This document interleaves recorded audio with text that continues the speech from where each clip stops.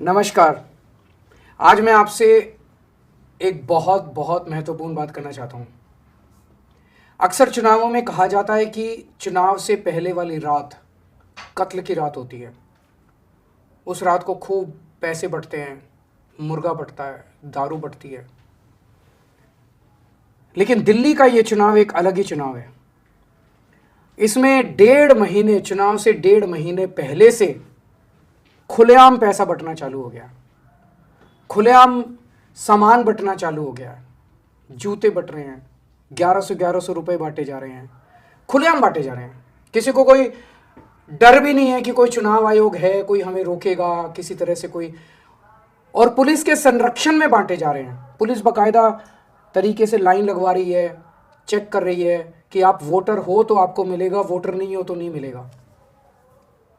चादरें बँट रही हैं, साड़ियाँ बँट रही हैं, जूते बँट रहे हैं, ब्लैंकेट्स बँट रहे हैं, जैकेट बँट रही हैं, राशन बँट रहा है और सोने की चेन बँट रही हैं। ये तो हमारे देश के लिए बेहद खतरनाक है। ये जो सामान बँट रहा है, पैसा बँट रहा है, ये कोई सरकारी पैसे से नहीं बँट रहा। ये इनकी पार्टी, गाली गलौज पार्टी के चंद नेता बांट रहे हैं। ये पैसा कहाँ से आया इनके पास? इतना पैसा कहाँ से आया? करोड़ों करोड़ों रुपया, अरबों रुपया वोट खरीदने के लिए जो बांटा जा रहा है, ये कहाँ से आया? ये इनका भ्रष्टाचार का पैसा है जो इन्होंने गलत तरीके से देश को लूट के इन लोगों ने कमा रखा है। मेरी आपसे निवेदन है, ये पैसा इन्होंने इस देश की जनता को ही लूट के कमाया है। ये जितना पैसा बांट रहे हैं, जितना सामान बांट रहे हैं, सब ले लो, चिंता मत करो। ये जो कुछ बांट रहे हैं सब ले लो। लेकिन एक चीज़ याद रखना, वोट मत बेचना अपना। 1100 में वोट मत बेचना। एक साड़ी के बदले अपना वोट मत बेचना। वे वोट बेशकीमती है। एक चादर के बदले, एक जूते के जोड़ी के बदले अपना वोट कतई मत बेचना। मैं टीवी में देख रहा था, गरीब लोग बेहद सियाने होते हैं, मिडिल क्लास के लोग बेहद सियाने होते हैं। एक अम्मा से एक पत्रकार ने पूछा, अम्मा पैसे ले आई? वो बोली हाँ ले आई। कितने लाई? बोली 1100। तो बोली वोट किस, बोली उस पत्रकार ने पूछा वोट किसको देगी? बोली केजरीवाल को। बोली पैसे तो उनसे लेके आई, वोट केजरीवाल को क्यों देगी? अम्मा ने बड़ा अच्छा जवाब दिया, बोली उसे क्या लगता है मुझे 1100 रुपये में खरीदेगा? मैं 1100 के रुपये में बिकूंगी? बोले कुछ 11 करोड़ रुपए देता, 100 करोड़ रुपए देता तब तो मैं सोचती। कितना अच्छा जवाब दिया अम्मा ने।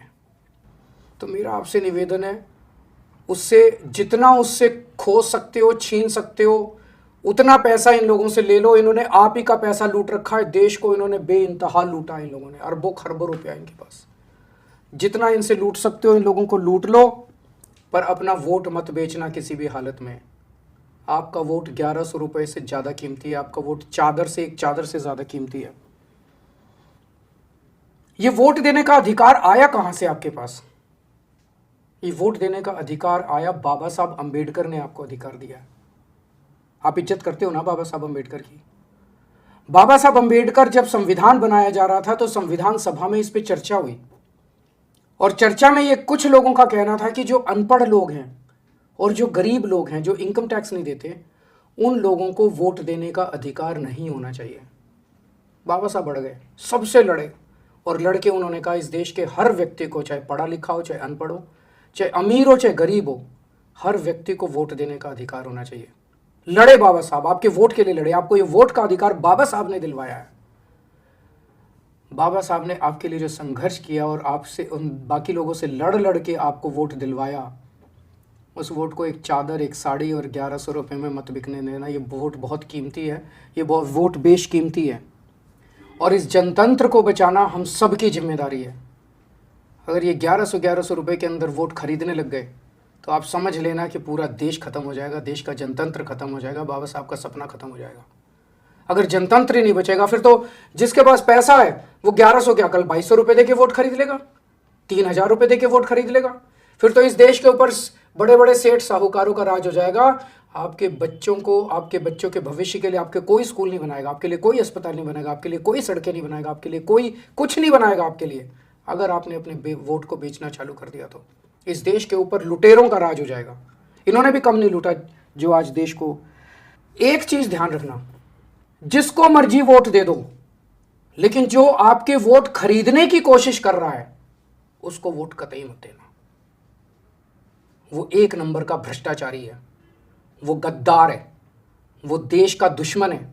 जो आपको साड़ियां बांट रहा है, जो आपको जैकेट बांट रहा है, जो आपको कंबल बांट रहा है, जो 1100 रुपए बांट रहा है, वो देश का गद्दार है। वो देश के साथ गद्दारी कर रहा है। हमारे देश के जनतंत्र को खतरा, जनतंत्र के लिए खतरा है। देश में जनतंत्र को खत्म करना चाहता है वो।